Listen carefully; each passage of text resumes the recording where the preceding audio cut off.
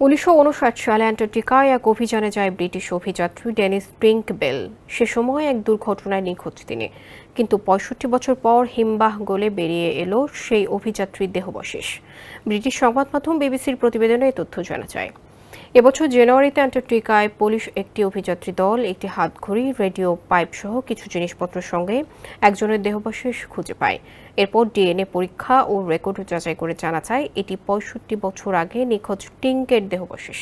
জানা যায় ডেনিস ওরফে টিঙ্ক ২৫ বছর বয়সে ফকল্যান্ড আইল্যান্ডস ডিপেন্ডেন্সিস সার্ভের হয়ে কাজ করার সময় এক জরিপ অভিযানে বেরিয়ে তুষারের নিচে থাকা গভীর ফাটলে পড়ে যান। বহু চেষ্টা করেও তাকে উদ্ধার করা সম্ভব হয়নি। স্যান্ডেলিনা সো, রূপচর্চায় আভিজাত্য।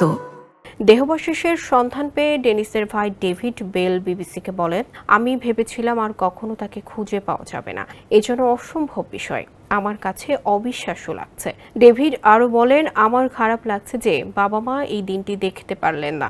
আমিও আমার বোন ভ্যালেরি শিগগিরই ইংল্যান্ডে গিয়ে ভাইয়ের শেষকৃত্য সম্পূর্ণ করব। ৬৫ বছর পর সে বাড়ি ফিরেছে। এটি সত্যিই এক ধরনের শান্তির বিষয়।